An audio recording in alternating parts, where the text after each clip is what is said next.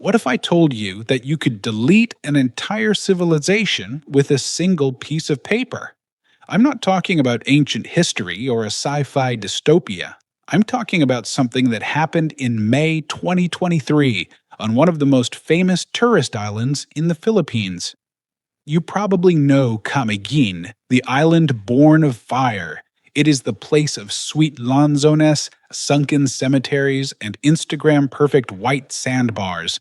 But underneath the tourism brochures, there is a ghost haunting these jungles. A ghost that speaks a language that, according to the government, doesn't exist. In 2023, the provincial board passed resolution number 48. It didn't just evict people, it rewrote reality.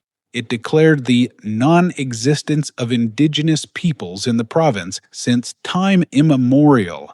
That phrase, since time immemorial, is the kill shot. It implies that for thousands of years, the mountains were empty. It is a retroactive deletion of history, a bureaucratic Thanos snap.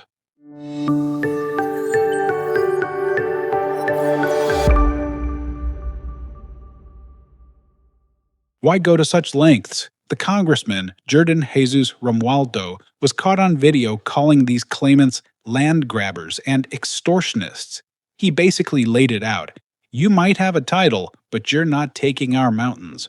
The narrative is simple. If the tribe exists, they have rights. If they don't, they are just squatters. But here's the kicker.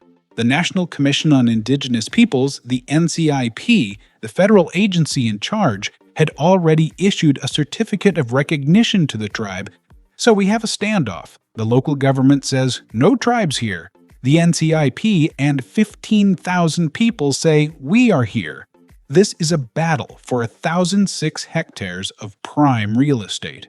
It gets dirtier. Representative Romualdo is pushing a bill, HB 9608, to strip the NCIP of its power to grant land titles and transfer it to the Department of Environment and Natural Resources.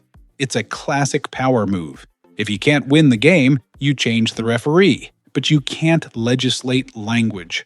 Most Philippine languages descend from a grandmother tongue called Proto-Austronesian. Think of it like a game of telephone played over 4,000 years across 7,000 islands.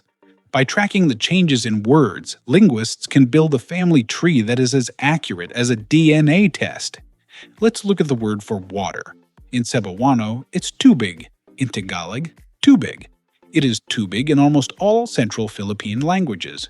But in Kinamiging Manobo, the word is Wahig. That doesn't sound like tubig, does it? That is because it's a Manobo word brought from the mountains of Bukidnon. This word, Wahig, is what linguists call a cognate. It's a shibboleth, a password that proves where you came from. The indigenous people didn't randomly decide to say Wahig.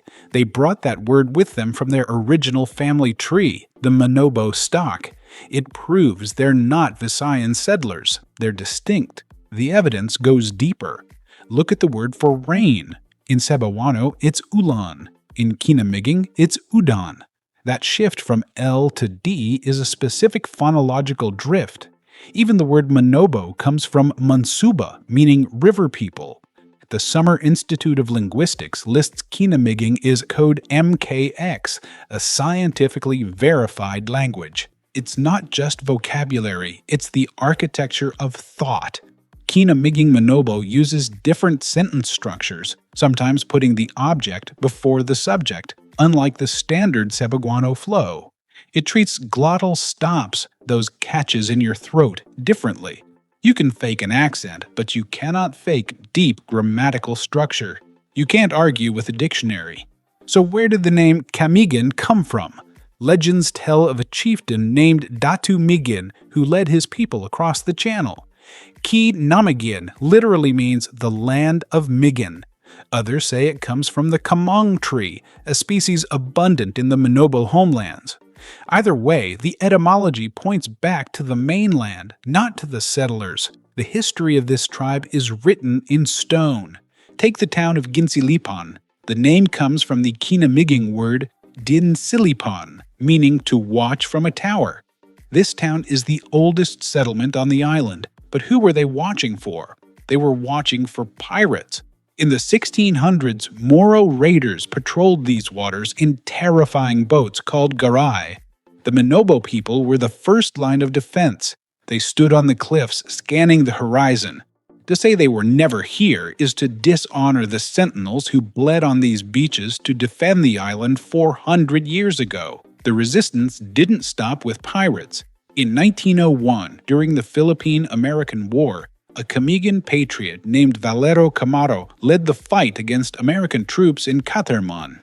He took a bullet in the forehead defending his home. Valero Camaro wasn't a Visayan settler, he was a son of the soil. When you erase the tribe, you erase him.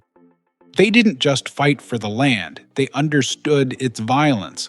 Camiguin has 7 volcanoes, the highest density on Earth. Manobo mythology speaks of Intumbangel, the world pillar serpent that supports the earth. When it moves, the ground shakes.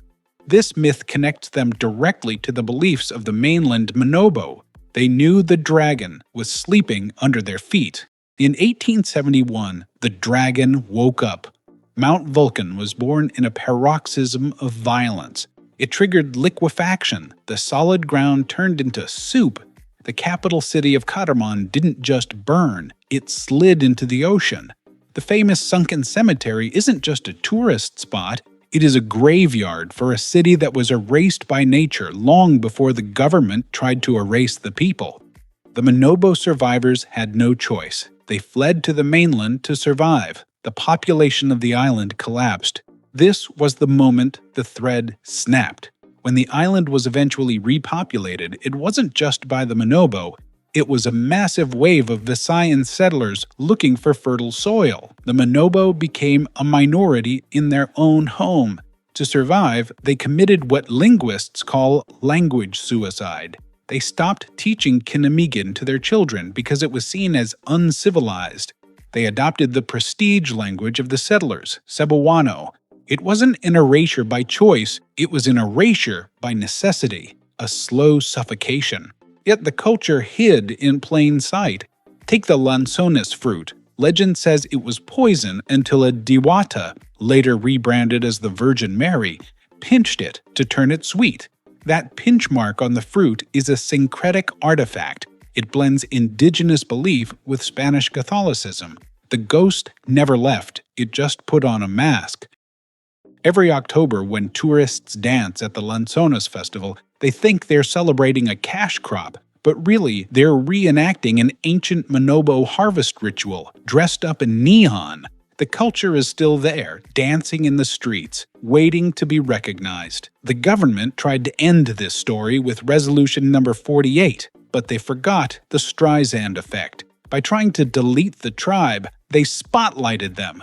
Researchers are now archiving the language. The internet is watching. You can ignore the volcano for a while, but eventually the pressure gets too high. So do you trust a piece of paper signed by politicians, or do you trust the word for water that has survived 2,000 years of volcanic apocalypse? The Kinamigin Manobo are not ghosts, they are the bedrock, and just like the volcano, the truth eventually erupts. I'll see you in the next deep dive. Umping.